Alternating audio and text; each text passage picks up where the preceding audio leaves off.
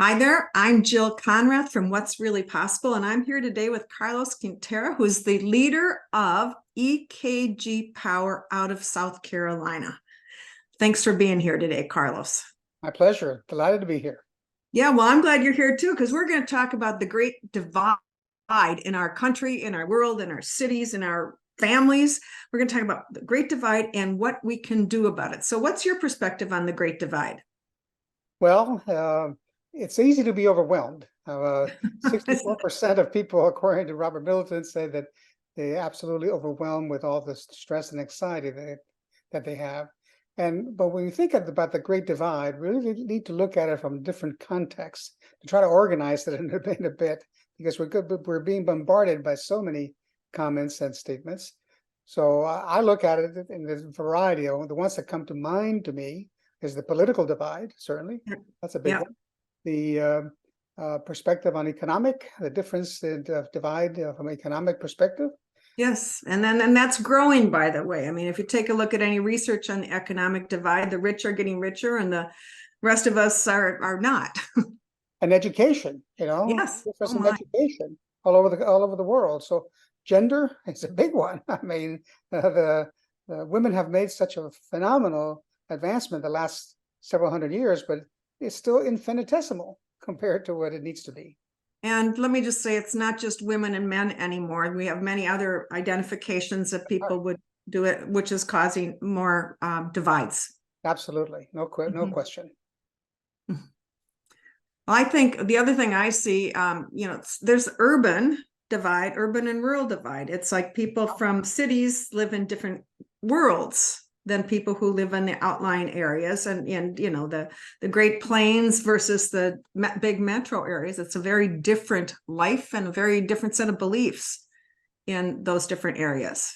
No question. And that's why it can be overwhelming when we think about the Great Divide with all these things coming at you at one time. So you have to somewhat take it one piece at a time or a couple at a time, not try to take all of them. Well, let me see if I could take the climate divide and the healthcare divide and throw it in with the political divide. How are we doing now? Well, I think we already talked about at least 9 of them. I know.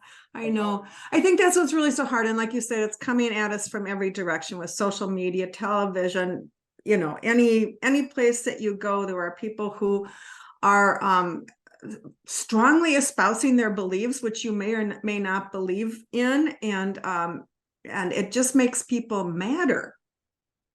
And that makes me nervous when people are getting madder because we've got all these challenges that have to be solved, and nothing happens when people can't even talk to the other side, when they cross their arms and they get that look on their face and what's wrong with him or her? We can't talk to them. Yeah. So what's the answer, Jill? Oh, I'm not the answer. You're here today because you have some answers, and that's what I want to know. What are we going to have to do to bridge this great divide? Well, I think that as anything, it's important to acknowledge their existence. If you don't acknowledge that the existence exists, then you're just going to be throwing darts everywhere. So first of all, I think you need to acknowledge it. Second, whatever divide you're discussing, you need to acknowledge it. Second, you need to be very open and in communications, right? And specifically constructive dialogue, because that at least allows us to understand context for that particular divide. As a result, you then may need to develop and implement policies to deal with that particular divide, whether it be rules for you in the house, with your family, or whether it be related to work and the people that you work with. So those are the same kinds of things, because ultimately we need to create a culture of inclusivity and shared responsibility. Yeah, and I think most of us would really like that. Responsibility, shared responsibility, accountability. I mean, I think that is what most people would like, because there's blame going back and forth about people not doing their share and in every such way. So, but you said, collaboration, how important it is, and constructive dialogue. That's a interesting term. Can you tell us a little bit about that? Well, let me say it this way. the answer begins with empathy. Empathy.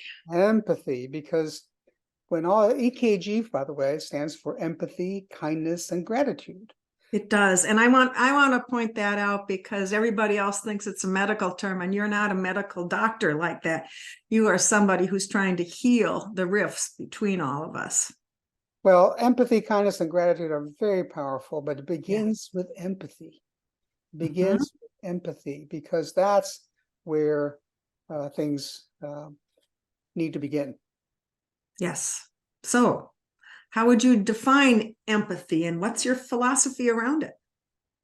Empathy is identifying and understanding another person's feelings, their emotions, or their situation. That's first. It's really the idea. You're saying it's about the feelings first. Right, because you're trying to, many times people's divide happens through a lot of emotion, right? And as a result of that emotion, then these feelings rise to difficult levels. It's the ability to understand people from their perspective and where they're coming from and what their issues are.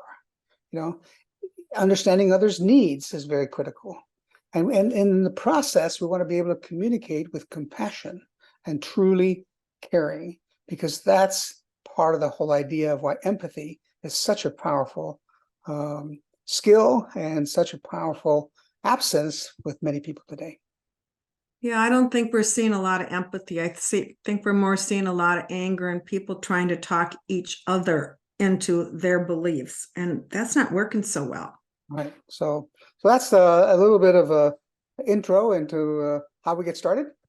That sounds good. And next time when we get together, we're going to really learn why empathy truly is the secret sauce in solving the Great Divide. Right, Carlos? Absolutely. Okay, and we'll be back soon. So thanks for joining us. Over and out.